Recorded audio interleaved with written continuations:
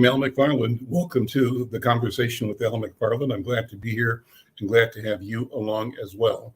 As always, we promise robust conversations. Today, I guarantee you, will be no exception. Before we begin, I want to invite you, as I always do, to support this program, support this work.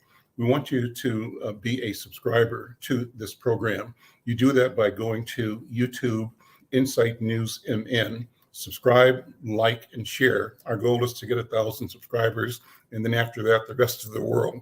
But the first step is to get 1,000, and we need you. We need you to support us and help us in doing that. YouTube, Insight News MN, subscribe, share, and like. Now, we share this program across several platforms, the Insight News YouTube platform, but also the platform of the Black Press of America, YouTube, Black Press USA. We're also on Black Press USA's Facebook page, Insight News' Facebook page, my personal Facebook page. We're streaming to Twitter and streaming to LinkedIn as well. We're trying to use as many ways as possible to connect with you. We multi-purpose the content we are creating outside of what we're doing in the live stream. We also convert these stories into newspaper articles for Insight News. And we archive them. We archive the transcripts so that they're available for the future reference. So we're having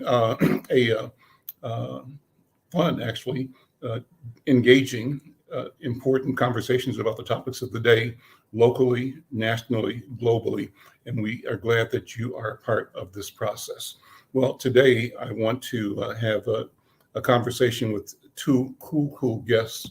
One is Hajar Yazdiha. And following that, we'll be talking with Brother Stephen Stinson. Hajar has a new book. The book is called The Struggle for the People's King, How Politics Transforms the Memory of the Civil Rights Movement. It's a Princeton University Press book, and it investigates the political misuses of the memory of civil rights and Dr. King, and it tries to make sense of how distorting the past matters to our democracy today. And we'll also talk with Stephen after that about his work with the Twin Cities Habitat for Humanity. It's a group that helps manage relationships between agents and brokers in a realtor network that helps try to resolve some of the housing, the equity, the ownership problems that people here in Twin Cities face, but those problems probably exist across the country. So it's going to be a conversation that we're looking at the local and the global at the same time. At the end of the program, we'll bring both of our guests on just to share stories, motivations, what brings us to the work that we do. Well, let me start with introducing Hajar Yazdiha. Hajar Yazdiha is an assistant professor of sociology and faculty affiliate of the Equity Research Institute at the University of Southern California. Dr. Yazdiha received her PhD in sociology from the University of North Carolina, Chapel Hill. She's an expert in the politics of inclusion and exclusion, specifically understanding the forces that bring us together and keep us apart as we work to forge collective futures. In addition to award-winning articles, as I mentioned, she's the author of the new book, The Struggle for the People's King, How Politics Transforms the Memory of the Civil Rights Movement. And in it, she investigates misuses of the memory of the Civil Rights Movement and of Dr. King. And, she's a public scholar whose writing and research is featured in outlets including New York Times, LA Times, ABC News, The Hill, and USA Today. Dr. Yazdiha, welcome to the Conversation with Al McFarlane. How are you? I'm doing well. Thanks so much for having me, Al. Well, thank you for being here. Jump right in and talk about the way you have become interested in this topic of civil rights history, what that means to you, and how it's framed the work that you do, both as a lecturer, as a teacher, but also as an author now. Yeah, that's such a good question. I mean, I am the daughter of Iranian immigrants. I was a political refugee myself. We came to the States when I was 1 year old, and I grew up in a predominantly white community in Northern Virginia. And I think it's really those experiences of being outside, of kind of looking in and coming to understand that people don't see you as kind of part of the populace, right? There's always that question, oh, where are you really from? Oh, that's a funny name. And I think it's those sort of formative experiences from a young age that always had me interested in these questions of belonging, right? What does it mean to belong? Is it just about legal inclusion? Is it just about having citizenship and a set of rights on paper, or is it about something broader? So it's really when I started reading these histories of Black thought, reading Du Bois, Bell Hooks, Audre Lorde, Baldwin, these are really the folks who brought me to the table to rethink who I was in relationship to other people in this country, to rethink what it meant to be a non-white and non-Black immigrant.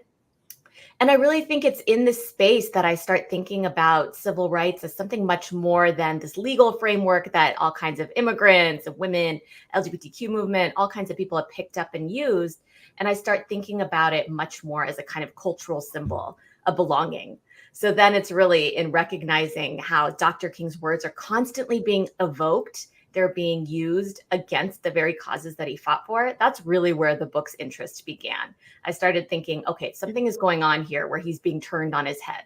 Mm-hmm. Mm-hmm. Well, let's go back. Thank you for that introduction. What jumped out at me among the several things you said already, being non-white and non-Black, the question of identity. Let's explore that first. Here's a 1-year-old, and as you understand it and remember, who were you invited to be? Generally, maybe not specifically, but by being introduced to the cultural apparatus in Virginia, what was expected that you would think of yourself as you grew into personhood, first of all? That's a beautiful question. Just thinking about the language of who I was invited to be. It never quite felt like an invitation. And I think that's something that a lot of people will relate to. I think there were always benefits to making myself very small, to making myself complicit, to making sure I kind of went with the flow. And so for me, that meant hiding away as much as I could my ethnic markers. And so, Mom, please pack me Lunchables, right? We don't need the rice and kebab that's going to stink up the lunchroom. That was me trying to do something about my frizzy hair constantly, sort of trying to seek to do all these things to minimize all the pieces of me that felt like they set me apart. There was even a moment, and of course I was already in college at this point, but after 9/11, when my parents asked me if I wanted to change my name, because of course the threat at that point was much more than just exclusion in social settings. Like the threat was real violence. Mm-hmm. And so, they asked, do you want to change your legal name so that you don't quite stick out in the same way? And I said no. And I think part of it was that at that point I had started reading these histories of Black thought. And so for me, there felt like there was resistance in just the whole schema, right? The whole idea that I would have to change something about myself. And part of that is really just the history of immigration in the country, the sort of melting pot idea that comes from the predominantly white European migration that happens in the early 1900s. I mean, that's really where we get the idea that you can just kind of be folded into the mix.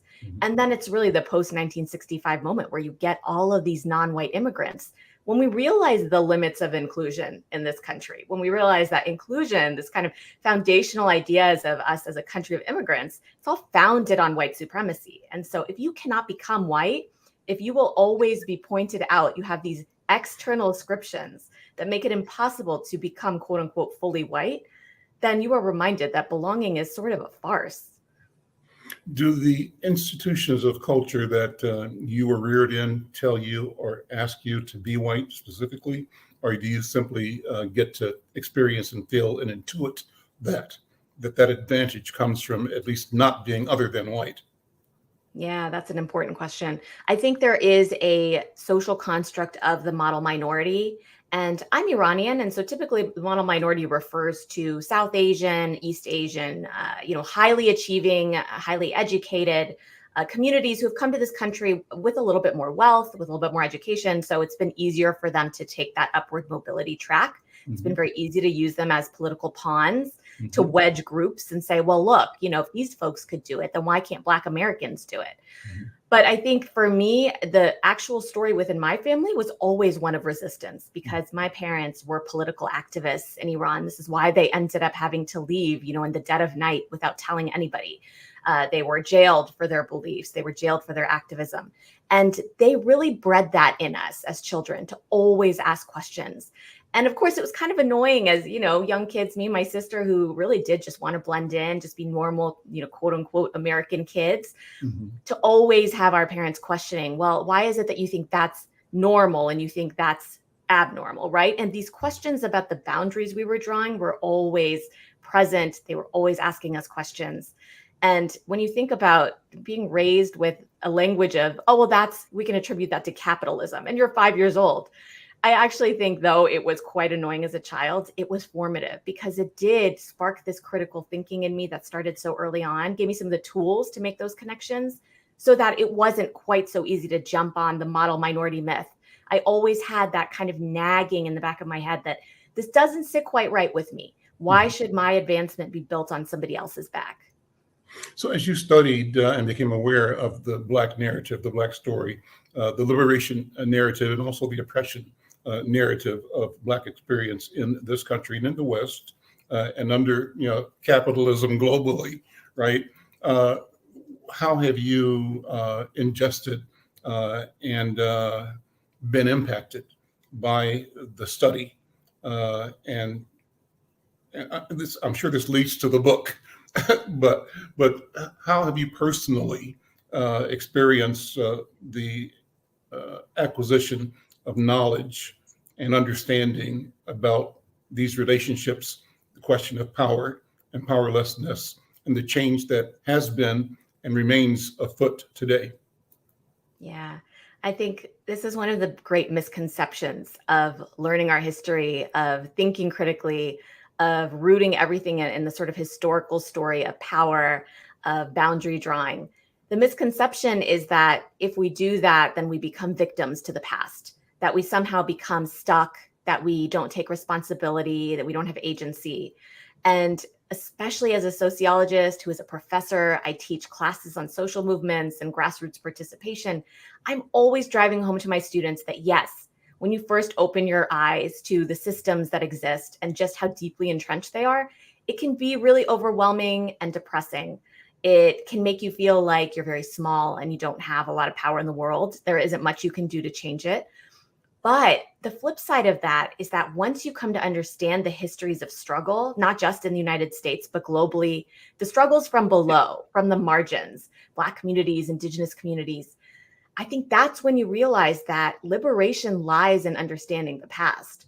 That's where you understand that the power of the people supersedes the power of all of these structures.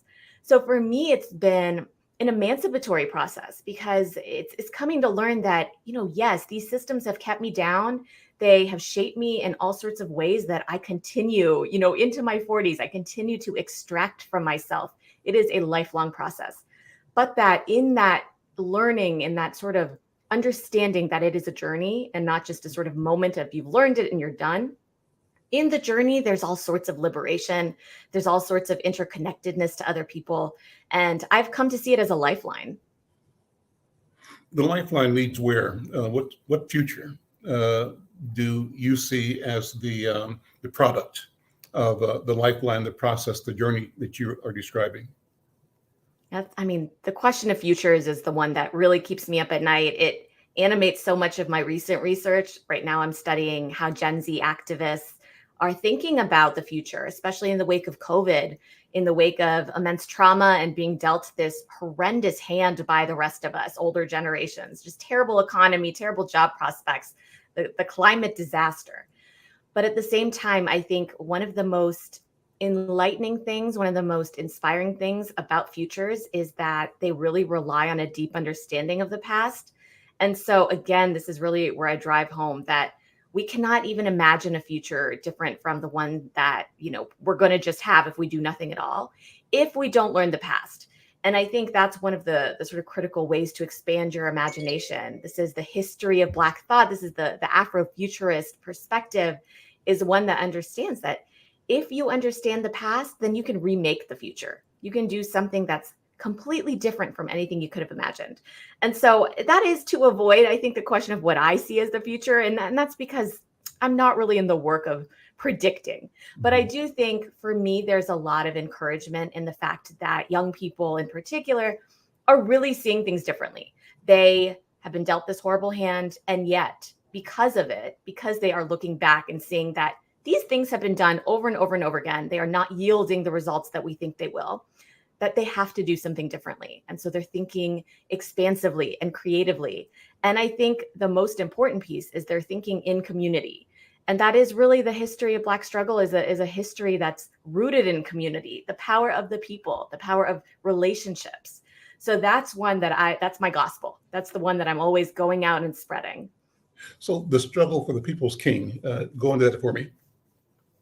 So the struggle for the people's king is the story that roots the question of how Dr. King's memory gets invoked for example, rolling back voting rights, rolling back affirmative action. How is it that his one line about caring more about the content of your character than the color of your skin?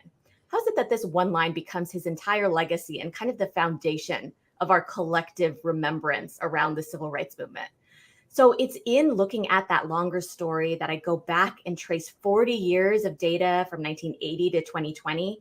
And that's really where the story emerges, that this was an intentional political strategy to distort the past, in many ways to erase it, to defang Dr. King's radical legacy, to erase and whitewash all of the context that shaped the civil rights movement and those struggles, and to use him as a symbol of colorblindness, of a free market, of American exceptionalism, and effectively to use Dr. King's symbol to roll back the very things that he fought for. And how effectively has that been executed? I mean, we just look at, everything that's happened in the past 10 years. One of the more, I think, surprising things that happened while I was studying the book is this was initially my dissertation project. So the data ended in 2016. But all of the data predicted the Trump presidency. So everything I was seeing about the use of civil rights memory to frame white people as the new minorities who are under threat, all of that predicted the rise of somebody like Trump. And so once I realized that, I realized the story had to come up to 2020. I had to understand what was happening in this moment and how it was going to shape the world around us. And sure enough, it does lead to this moment where affirmative action is overturned. It leads to these moments where we have this moral panic around critical race theory, where books are being banned, public libraries are being shut down. So it has been successful in ways that I don't think we ever could have imagined, because it's so easy. And I think for those of us who understand the history, it's laughable when you see Dr. King's name invoked in these situations. But when you look at 40 years of these misuses, you realize that they accumulate. Yeah. It's like, I guess in the past couple of days, maybe you saw this on TV yesterday, I caught a glimpse of it. Donald Trump saying that he would be like Nelson Mandela. You see that? I saw it. Yeah. That's the example. That's it right there. King is not the only example, right? I think it's all of these figures that have really radical histories, that have incredible power for our capacity to learn from them, to be inspired by them. Those are the ones that become most fraught. Those are the ones that are most likely to get co-opted and distorted, because the whole goal is to control the past. Because if you control the past, you control the future. And so you talked several times about young people being dealt a bad hand. Are they saying that, or is that how you look at it? Is that a consensus anywhere? And I raise the question because I don't know if I'd use that language. I have to learn it by reading you and listening to you. But what I would describe is that, the hand that they have been dealt is the hand that's been being dealt for a long time. It hasn't changed. What has changed is our awareness of it and our ability to critically examine and to resist it differently, more broadly, and with a sense of community and a sense of shared value. And therefore, what emerges from that is the belief that change is afoot, at hand, imminent, and unstoppable. that to the degree that we continue analyzing what we have and why it exists, and look at alternatives and believe that we have to author different scenarios, that we create the future among us and between us, that we have that power, right? And I think that that's the discussion I see in young people. I don't know, does that make sense to you? It makes a lot of sense. I would say it's really both and. Mm-hmm. So it is both that there are absolutely these tools for understanding it that we didn't have in quite the same way before. We have larger scale analyses. We even have the prospects of big data, Mm-hmm. which make it possible to look at everything from an eagle's eye view in ways that maybe we couldn't before. But another part of it is that the economy has changed in fundamental ways. Technology has changed in fundamental ways that do change the context, that also make it a worse hand. And so by that, I mean the fact that you could even look at the prospects of a 9-to-5 job with living wage, stable benefits. This is one of the things that we lose, sort of in the 50s. Mm-hmm. So once everything kind of gets restructured, new technologies come in that replace factory work, that replace humans, then you really don't quite have the same prospects of having a livable wage, being able to live a good life, take care of your family, have a roof above your head. Housing costs have accelerated. I mean, in so many ways, we could think about all the ways that it's not just a question of inflation, that things have completely separated. The wealth gap is immense now. And so it's much harder to make up for some of the gaps that have been created. But it demands that we look at the question of wealth itself and distribution of wealth, and we have to put the brakes on the collection of wealth into fewer and fewer hands. Wealth being power at the same time. Well, let me ask you about your Iranian-ness. And you mentioned that your parents were political people who escaped the country to this country. You were a year old. How do you look at your family's history, their political experience and activism, and what is your connection to what's happening now in Iran? And that's particularly interesting because I'm believing that all of that is informed by your study and by your work as well. So what's the connection between the liberation movement that you're studying, the narratives that you are describing of African people, of Black people in America, and the political upheavals happening all around the world? How are these things connected from your point of view? Are there connections? Yeah. The struggles of the people, as I see it, are always interconnected, if not in terms of geopolitical histories, at least in terms of the kind of tools, the theories, the ideologies that go behind rising up from below.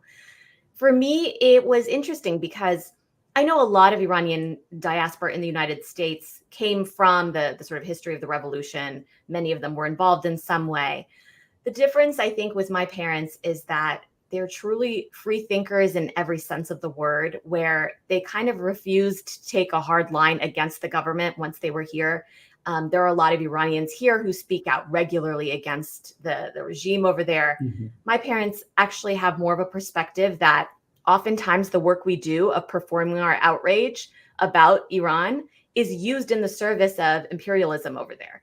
And so for them, it's much more of a nuanced question of, whose voices are being amplified. So I've actually been really reluctant to take a strong line myself. And that's in part because I've never been there. Mm-hmm. I have never lived in Iran. I have never had the joy of stepping foot in my homeland. And I think that... Do you have a sense of your personal genealogy? Do you have a story in your heart about your parents' and their parents and their parents, some way that connects you to your cultural lineage and identity? Yeah, I mean, you're asking the deep questions, Al, because I'm like, we could do a whole therapy session right now. This is something that comes up a lot for me because I'm somebody who's always out here talking about how we need to know our collective history. Mm-hmm. I don't know a lot about my personal history. Mm-hmm. And I do think there's a story of refugees in this country that is shaped by trauma, if we're honest about it. Mm-hmm. I think there is a limit to just how much certain families are willing to share about the past and about where their children come from. But the cultural history is always strong. I mean, it's shaped everything from, the way that I approach social settings, right? The idea that I'm always more concerned with other people's comfort before my own. The question of tarof, this tradition where you're always concerned with other people, having before you have. And I think that spirit of collectivism, there's sort of underlying idea that you should bring warmth into everything that you do. It's inextricable. It is part of my identity. I think it always will be. But I also think there is something unique about the way that my parents think, the way that they themselves, even within Iranian political spaces, have always understood themselves to be outsiders, because they refuse to have sort of hard categories around, oh, we're Marxists, we're progressive. Like all of these titles we like to put on things, for them don't stand, because they're, in their mind, used in the service of division. They've always been instilling in me the power of humanity. And so we could talk about how that is cultural, but I also think there's something that supersedes it. And that's really where I connect to the histories of Black struggle, because I think they're also related to a deep and unabiding kind of understanding of our shared humanity, of a human dignity, and the power of that across all borders. I love that. Thank you so much. Hang loose, hang out with me for a minute. I want to bring in my next guest, Stephen Stinson. Different conversation, but at the end of the day, it's all the same conversation. And it's about, as you just said, dignity of human beings, our shared commitment to celebrate our lives and our contributions as fellow human beings. Stephen, welcome to the program. Thank you for being here. Let me introduce you with a note here. You are a junior loan officer with an organization called Twin Cities Habitat for Humanity. And as I mentioned at the beginning, you help manage relationships with agents and brokers through the organization's realtor network. You've got a unique set of skills and a passion for building equitable communities. You used to work at Wells Fargo. You were a home mortgage consultant, helping families from all walks of life to purchase or refinance their homes. And you've been a small business owner. You've worked in local politics doing outreach and managed a city council campaign for Ward 3 in Minneapolis. And, the underlying theme for all your work is community. Your notes say you love building relationships with potential home buyers and partnering with realtors to help families achieve their dreams of homeownership. So let's do Twin Cities Habitat 101. Talk about the organization, what it is doing, what it seeks to do, and why this work is important right now in Twin Cities, and how this fits into discussion about wealth building for individuals and families across the country.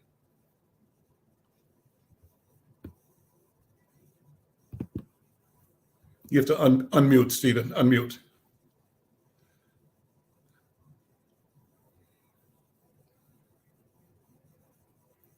There should be a mute button that at the corner there. There we go. Got you. Okay. There we are. And I'm a millennial, so I should know how to use this technology. So my organization is Twin Cities Habitat for Humanity. I'm going to recenter this guy right now. And the mission here is just to bring people together. We try to create, preserve, and promote affordable homeownership and advance racial equity in housing. We do this a couple of ways.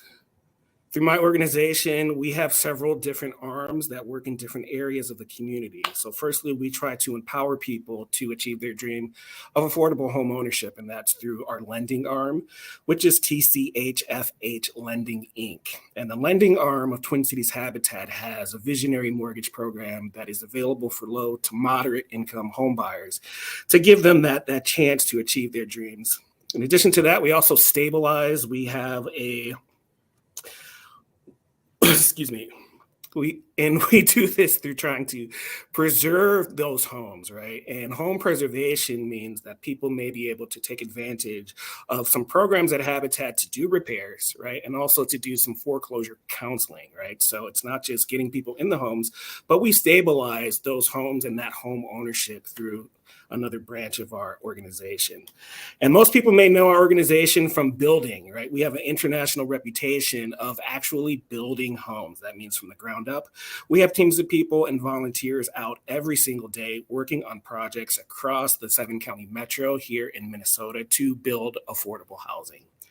Finally, we do a lot of advocacy, and advocacy takes place on both the local and federal levels, right? We try to raise our voice to make other people, especially those in positions of power, aware that public investment is necessary to keep affordable home ownership and to keep those dreams alive for families across our state.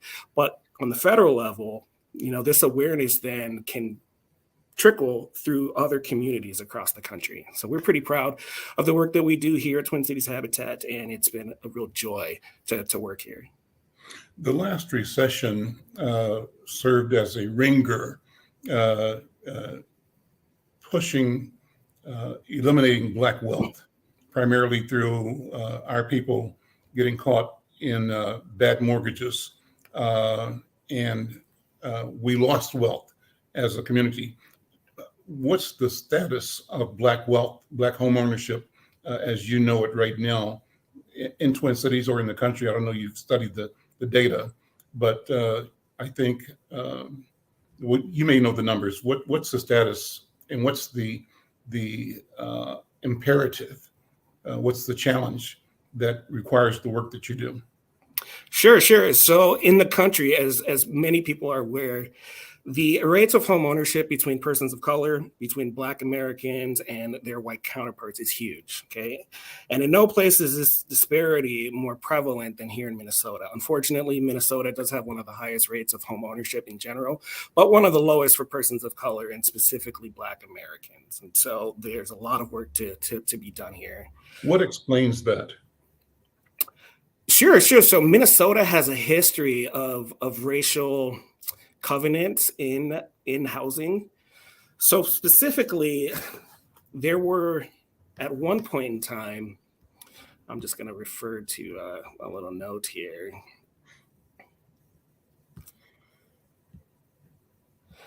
And there's a project actually at the University of Minnesota. It's called Mapping Prejudice that has a lot of information about this. But there were covenants written into home ownership, into the deed itself, that prevented white homeowners from being able to sell their properties to persons of color, to Black Minnesotans, as well as to the Native population. And so the history of the gap in home ownership here in Minnesota can trace its roots back to those covenants, which were actually on the books in the early 1900s. And although practices such as those were outlawed in the mid-century, on the ground, that's not the reality. And so people still specifically targeted other white homeowners to sell their properties to and disregarded the needs of the communities of color. So in part, then, institutions, programs like Habitat for Humanity respond to that historic inequity, right? Absolutely.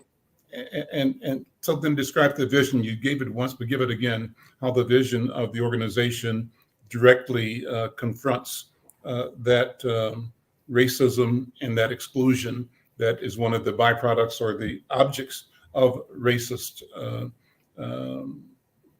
policy. Certainly. So here at Twin Cities Habitat, we're actually taking advantage of a tool that lenders can use called a special purpose credit program. Now, a special purpose credit program targets a specific block of the community to allow them to take access to some of our funding. So in this case, our special purpose credit program, which is still in its pilot phase, so we're going to be going live with this pretty soon, but we have had some families be able to take advantage of this currently. But the special purpose credit program here at Habitat targets foundational Black Americans and allows for them to have access to not only the lending product here at Habitat, but also it comes with a few extra, I want to say, specialized tools to specifically target the needs of foundational Black Minnesotans. And so here in Minnesota, that's going to mean access to, some additional subsidized financing. It can mean access to some lower better terms is what I was meaning to say. In addition to that, our program does take advantage of a wide variety of subsidies, subsidized financing. And subsidized financing allows people to purchase a home that they may otherwise not be able to afford. Foundational Black Minnesotans here, they have to trace their lineage back to the original sin here of American enslavement. And through that, we can identify people to take advantage of the program and then help them achieve their goal and try to reduce that home ownership gap, which I said before, in Minnesota, it's pretty wide. And earlier, Al, you did mention that there's a wealth gap, and the wealth gap is driven in part by the home ownership gap, right? And so by closing that home ownership gap, we close the overall wealth gap. There's another interesting thing that happened here just recently in the last few years, and that is, people being able to take advantage of refinancing during the lockdowns, during a time in which we had historically low rates. Well, unfortunately, Black Americans, persons of color, as well as low to moderate income borrowers, they were denied refinancing, half the time, 3/4 of the time, compared to their white counterparts. And what this does, meaning white people got to refinance at 3%, 2%, 3.5%, good mortgages, right? Down from 10, 9, 7, and Blacks were denied again. And when we get considered, it ends up being 7, 8, 9, 10, 11%. Absolutely. Absolutely. Refinancing means instant equity in your home. And so when we were unable to refinance, I think we'll find in the next few years that the gap in wealth, which of course is driven in part by home ownership and the equity people have in their homes, it's just going to blow up a little bit more. And so the widening of that gap means organizations like mine, as well as other nonprofit lenders and also for-profit lenders, are going to really have to step up here to talk the talk, but also walk the walk and decrease this gap and get more Black families and families of color and low to moderate income families into home ownership. So my thing, Stephen, is that businesses in general, white people in general, as a group, as a construct, don't do right because it's right to do right. They do right because they have to. They have no choice. And so what will need to be created in terms of pressure from within the Black community to force outcomes that free us, that give us equity, that give us opportunity that we've been consistently denied and locked out of? How do you see us navigating the near term, 3 years, 4 years, when we're in a less favorable economic environment with interest rates high? How do you see us getting around that? What do we do? What levers can we pull to ensure that we don't keep sliding back, but can even now move forward in building wealth individually and as a community? Sure.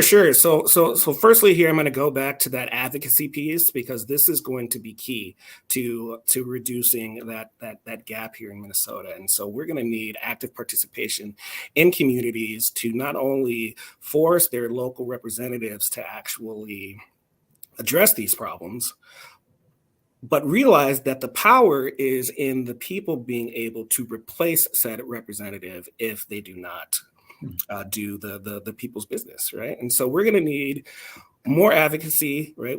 We're going to need people to participate locally in their local elections and to really come together in order to address these issues. And no one person can do it. No one organization can do it.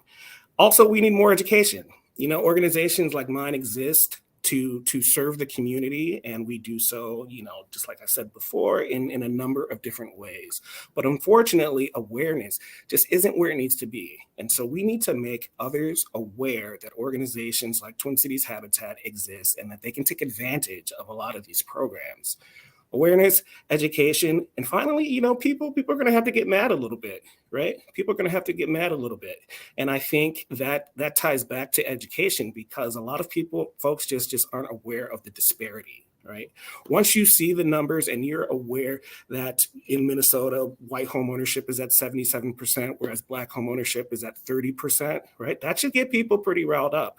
And so we try to educate the community, spread that awareness, and promote advocacy to fix what is a pretty big problem at the moment. You were a small business owner. What business did you own? What did you do in business? Sure. So for a while there, I was actually I had a small business that provided services, entertainment services, actually to local establishments. So we did, we put together high school proms, we did local weddings, we did corporate events, that kind of thing. And your notes say that you were managing a city council campaign in Ward 3. Tell me about that. What was your experience? What happened? Sure. So here in Ward 3 in Minneapolis, Ward 3 is pretty much the economic engine of the Twin Cities. I'm sorry, of Minneapolis specifically. Ward 3 encompasses a lot of the downtown area. It's got a chunk of Northeast Minneapolis. It also has some of the major sports venues in Ward. So a lot of revenue is generated. Actually, I'm sorry? Which campaign were you on? Sure. So I managed a campaign for my sister-in-law. Her name is Samantha Stinson. And Ward 3's race at that time was to replace Jacob Fry, who then went on to become mayor of Minneapolis. And so there was a lot of action in the Ward 3 race. Actually, at the time, Ward 3 broke the record for campaign spending of any Minneapolis City Council race in history, which was pretty interesting. We ran as a scrappy underdog, and I'm very proud of the work we did. One thing that was interesting during that campaign was I physically knocked on probably every single door in the ward and got to know the community pretty good at that time. This was in 2016, 2017. And so there was a lot of worry about not just the local election, but also what was happening in national politics. And so it was a real education and snapshot of the city in general. Do you see the city, the residents of our community, more hopeful or less hopeful right now? And do you see our people or people in general being more prone to be politically active, to be active around issues of equity, issues of wealth building, issues of education, and of the environment? How's it look? What's the lay of the land? What's your take on the barometer of the people right now? Sure. There's a lot of pessimism. I will say that there's a fair bit of that. But also, there are professionals out there who are trying to bolster these communities. I'm a member of several different organizations, one being the National Association of Real Estate Brokers, whose goal is not only to provide services for people, but also to do that education. And so, on the ground here, I think that a lot of people are afraid. They see the mortgage rates spiking. People who thought that this was their year to purchase a home, and now that they see the rates topping 7-8%, they're having a lot of shock, right? And realizing that now might not be the time that they achieve those goals. And so, there's a lot of fear out there. There's a lot of fear based in mortgage rates, but also just in inflation, and then instability nationally when it comes to our elected officials. And so this is a time that organizations like Twin Cities Habitat and others across the country really are going to have to reach out into those communities and let people know that what they're seeing and hearing. There's a lot of fear, right, in media, and those sorts of things need to be combated, right? We need to combat those narratives by letting people know that there's a path forward, and that together we can achieve. Are you a native Minnesotan? No, actually, I'm originally from Chicago, but I did graduate from Edison High School right here in Northeast Minneapolis. What's your family lineage? Family lineage. This is one of those questions that hits deep. Well, both sides of my family can be traced back to American enslavement. My father's side of the family traces its roots back to Mississippi area, and then my mother's side traces their roots back to The furthest we could get is Ohio when they resettled after enslavement ending. And so I come from, my family story is not dissimilar from other foundational Black Americans. Neither one of my parents actually own their own homes. And so I'm a first generation and first time home buyer, which is definitely breaking a cycle that a lot of foundational Black Americans find themselves in. And so, having a history that, again, is unfortunately pretty typical for foundational Black Americans. I think that we have, me and my family, as well as the community at large that I consider myself a part of, we got some deep roots here, and we're trying all we can to break cycles, break historic norms, and get people where they envision themselves, and that is to be home buyers. Let's bring Dr. Yazdiha back in for the balance of the program. She's been monitoring the conversation in the green room. And I wanted to have you and she talk about this question of foundational. You've used that term, and it's a term that is really finding, utility. You specifically said there are programs that use that language to identify beneficiaries of resources and opportunities. What do you mean by foundational? And let me hear what your thoughts are about that. And as you say foundational, in your mind, it's foundational as opposed to what? Sure. Is that a question for me, Al? That's for you, Stephen. Yeah. Okay. Yeah. Foundational Black Americans, they typically can trace either side of their family back to enslavement. But also it's a way to self-identify too, right? And so we need to allow people the space and freedom to self-identify as a foundational Black American. That's if they choose to do so. Okay, and so does it suggest Black American as opposed to an immigrant from the Caribbean or from Africa that is in the generations beyond legal slavery, legal enslavement? Well, it absolutely can, because people who can trace their lineage back that far, or who consider themselves foundational Black Americans, they have been subjected to some harms, right, both on the national and local levels that other communities just haven't been. And so we're trying to address some of those historical traumas that are specific to this segment of the population.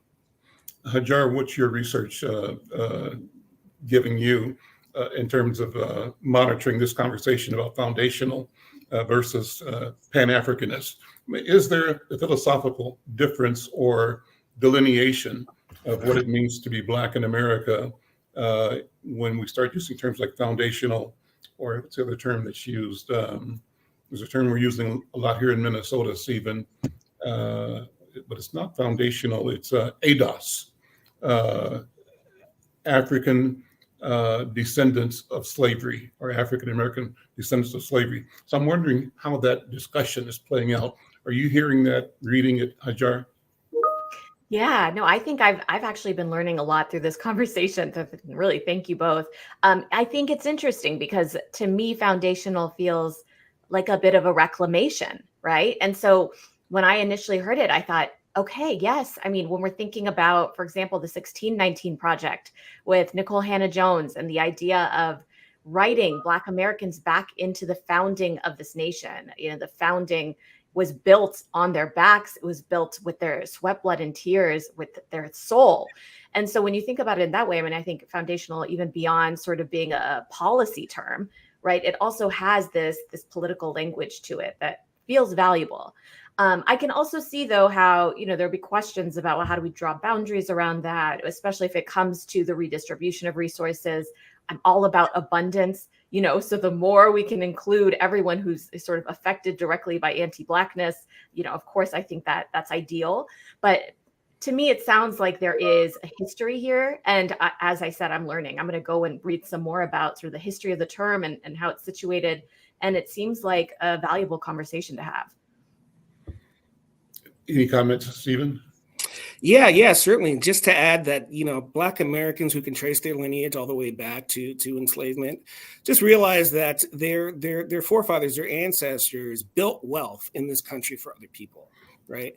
And that original sin of enslavement and that forced labor, right, really set the foundation for what we see today.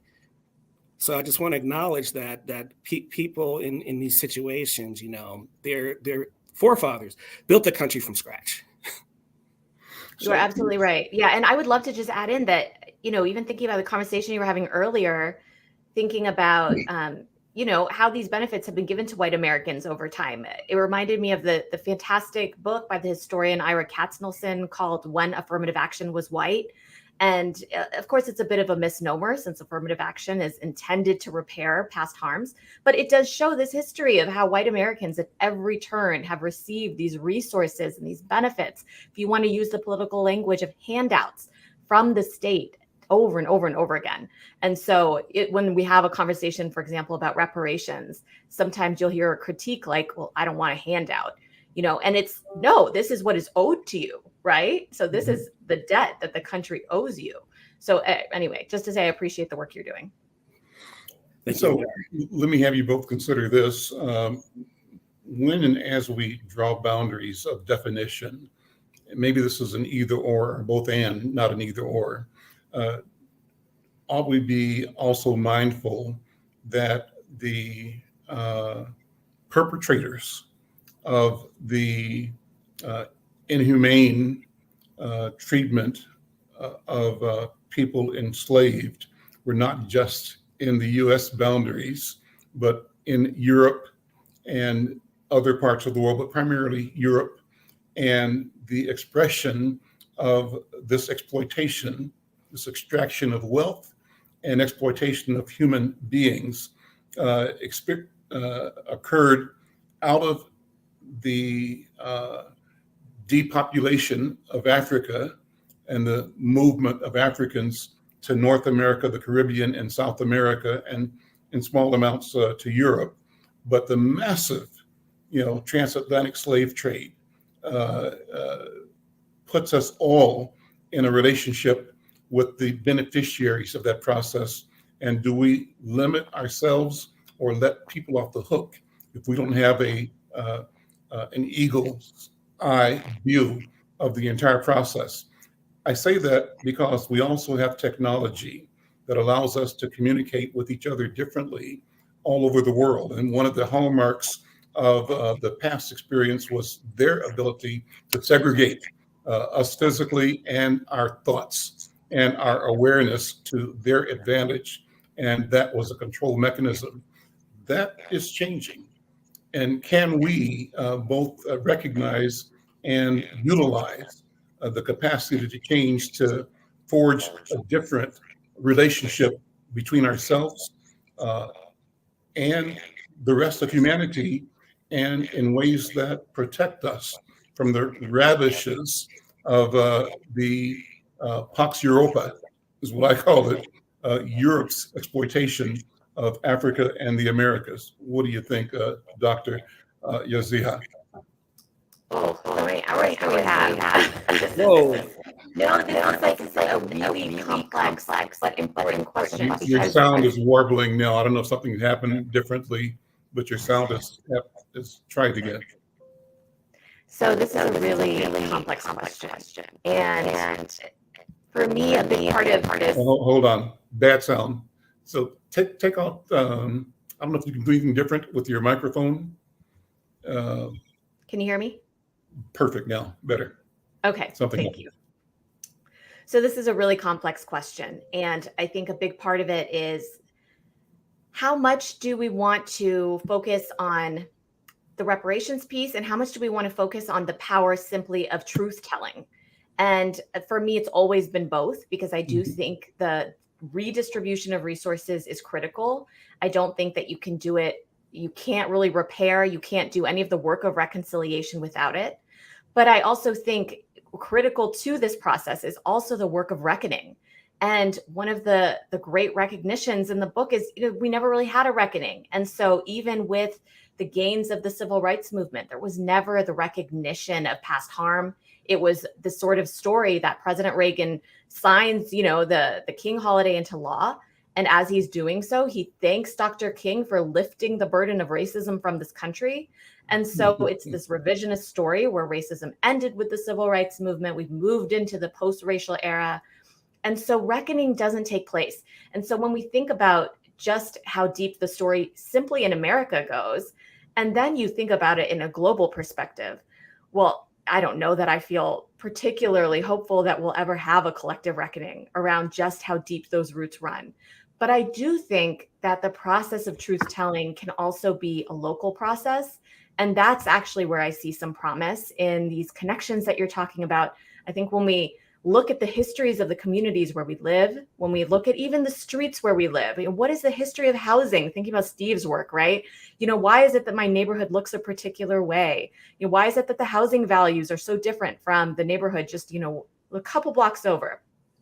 So I think some of these deeper questions about, community, our local histories, our local reckonings can actually be a pathway toward a more pragmatic way to approach redistribution, to think about the failures of the state, right? Even thinking again about Steve's work. I mean, this comes out of the failure of a national safety net, right? In the absence of a safety net, we end up with all sorts of nonprofits that have to come in to fill the gap. And yet, I think there's something beautiful about the community that Steve's creating. He's doing something that's actually quite radical. And so I think there's still value in it. And so that's a very, kind of long-winded way to say that I think that the global story is important. It's one that we have to talk about. But I also think when it comes to the concrete steps that we take to move forward, it's got to start in our backyard. Stephen? Well put. I think too, some of the historical failures, that of Reconstruction, that of reconciliation, right? Those failures were a part of what ended up being just a bargain, right? And one of those bargaining chips, unfortunately, that was left by the wayside is the value and the progress of Black Americans at the time. It trickles down to where we are today. I think your point, though, about being more connected now than ever is salient in that our organization is international. And so the message and the mission that we try to bring, we're spreading that all over the place. There are habitats for humanity in every pocket of America and then scattered throughout the world. And so we definitely are an organization that tries to push more information out there so that we can achieve some of our goals in different parts of the world. Listen, guys, this has been a wonderful conversation. Let me ask you both if there is a book you're reading or a saying that you want to share with our viewers and subscribers that give them something to think about beyond this conversation. Dr. Hajar, first you. Do you have an inspiration or a word or a book, or besides your book? Your book is first, Besides right? my book. Yeah. Yes. I think just in the midst of so much devastation globally, domestically, for me, the quote that keeps me going is the one from Dr. King, where he reminds us that the arc of the moral universe is long, but it bends toward justice. So we have to keep going. And take a minute to invite people to buy and read your book. Yes, please. You can find my book anywhere that books are sold. Amazon, if you like indie bookstores, bookshop.org is fantastic. And you can also find me on social media. Thank you so much. Stephen, a thought, a quote, or an idea? Sure. So thank you, Hajar. I'll definitely be checking out your book. It sounds utterly fascinating, and I appreciate the invitation to check that out. Let's see. I'm reading kind of Afrofuturism. So I read a lot of N.K. Jemisin at the moment. There's a book called How Long Till Black Future by N.K. Jemisin that I think is pretty outstanding. I didn't prepare a quote actually for this. I didn't know that you'd be hitting me with that one, but definitely the works of Dr. King are an inspiration, and there's a real depth to his knowledge. And so I would say for people who aren't familiar to read Hajar's book and also do a little research. I'd love to have you both back to talk about Afrofuturism. I think that's an important conversation. So would you be available? And maybe we look at the book that you just recommended and other things in that genre. Thank you both so much for being here. I appreciate you, and this has been a delight for me. Thank you. Likewise, it's been amazing. All right. Thank you, Al. Thank you, Hajar. I'm Al McFarlane. This is The Conversation with Al McFarlane. We'll see you next time.